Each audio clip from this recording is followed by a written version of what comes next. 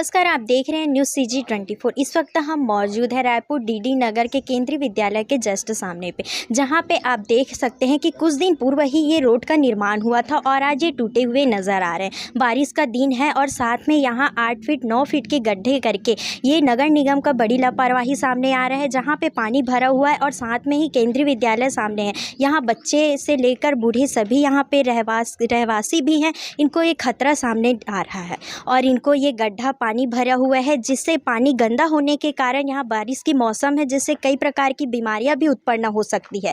और यहाँ के विधायक, पश्चिम के विधायक विकास उपाध्याय के द्वारा बिल्कुल भी ध्यान आकर्षित नहीं किया जा रहा है। यहाँ के पार्षद और भाजपा नेतागण के द्वारा जब ये मुद्दा उठाया गया, उसके बाद कल ही यहाँ पे बैरिकेड किया गया। आइए हम जुड़ते हैं सीधा भाजपा जिला उपाध्यक्ष आशु चंद्रवंशी जी से, जो बताएंगे कि ये लापरवाही को लेकर आपका क्या कहना है। लापरवाही तो बहुत ही माफ़ करने लायक नहीं है। इस 9 फीट के गड्ढे को खुला छोड़ दिया गया, आपने स्वयं अभी सब दिखाया है, और कार्य के लिए किया गया था। 1 महीने तक ये इसी हालत में पड़ा रहा। इस पे जो कलवट बनाना है या जो भी ड्रेनेज सिस्टम बनाना है, पहले तो इसकी जानकारी स्थानीय पार्षद को नहीं दी गई। आनन फानन में विकास उपाध्याय विधायक जी आए, भूमि पूजन के दूसरे दिन इसको खोद दिया गया और इसको खुदे करीब 1 महीना हो गया है। पूरा गर्मी का समय जब ये निर्माण कार्य हो जाना था, तब इस पे ध्यान नहीं दिया गया और खोदने के बाद स्थिति यही 2 मेन राइजिंग पाइपलाइन है, वो टूट चुकी है। 24 घंटा यहाँ जल आपूर्ति प्रभावित हुई। और अब जब ये बारिश हुई अभी 3 दिन पहले से, और जब इसके बारे में बार बार हम लोग ध्यान भी दिला रहे थे कि इसको कर दिया जाए, समय पे कर दिया जाए, नहीं किया गया। अब यहाँ 2500 स्कूली बच्चे पढ़ते हैं केंद्रीय विद्यालय में। ये मुख्य मार्ग है, आप स्वयं देख रहे हैं। अभी भी देखो गाड़ियाँ इधर उधर से लोग घुसा रहे हैं। सामने के जो लोग रहवासी हैं, उनको तो 1 महीने से एक कार नहीं निकाल पाए हैं अपना। और इस बुरी स्थिति में होने के बाद भी स्वयं विधायक जी ने जिसका भूमि पूजन किया है, उनके संज्ञान का ये काम है। ये काम में इतनी बड़ी लापरवाही देखने से साफ नज़र आता है कि छत्तीसगढ़ में और ख़ासकर ये रायपुर में प्रशासन किस तरीके से काम कर रहा है और प्रशासन पे स्थानीय जनप्रतिनिधियों का किस प्रकार का नियंत्रण है।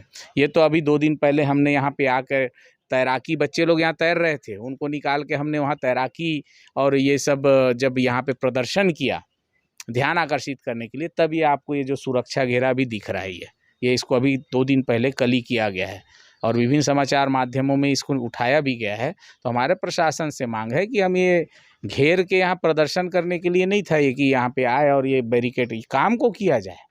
1 महीना 1.5 महीना तो किए नहीं, अब ये बरसात में इसको कैसे करेंगे। और ये बच्चों की स्थिति विकट हो गई, ये पूरा जाम लग रहा है।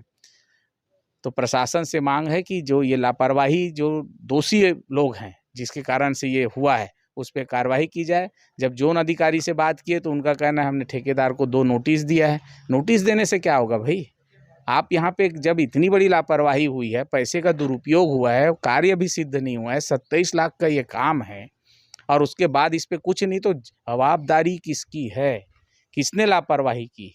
चाहे वो ठेकेदार ने की तो ठेकेदार के ऊपर किया जाए, किसी अधिकारी ने किए तो उसके ऊपर कार्य किया जाए। मैं तो बोलता हूँ विधायक जी क्या कर रहे हैं, महापौर जी क्या कर रहे हैं?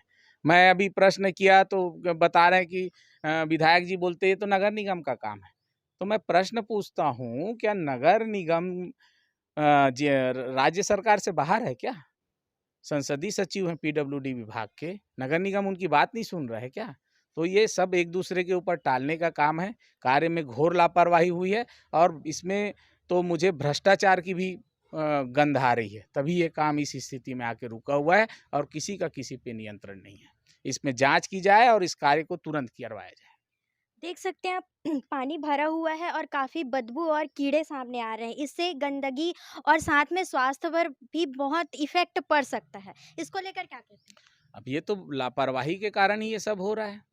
अगर इनको समझ में आता तो दुर्घटना को समझते। अगर इनमें जिम्मेदारी होती तो ये जो बीमारी फैल सकती उसके बारे में सोचते। अगर इनमें जिम्मेदारी होती तो समय रहते काम कराते। तो ये सारा जो प्रपंच हो रहा है, ये सारी जो स्थिति निर्मित हुई है, ये सब लापरवाही की वजह से हुई है, जिसकी हम जांच की मांग करते हैं और दोषियों पे कार्रवाई की मांग करते हैं। जिस प्रकार हमारे साथ जुड़े हुए थे आशु चंद्रवंशी जी, उन्होंने करारा प्रहार करते हुए विकास उपाध्याय के ऊपर लांछन लगाया और साथ में ही उनकी जवाबदारी नहीं दिखाई गई, इस पर भी बात उठाया गया। आप देख सकते हैं कि गड्ढा काफ़ी है और यहाँ पे रहवासियों को भी काफ़ी दिक्कतें सामना करना पड़ रहा है। अब देखना यह है कि इनका जो मरम्मत है वो कब तक पूर्ण होती है। बने रहिए न्यूज़ CG 24 पर। धन्यवाद।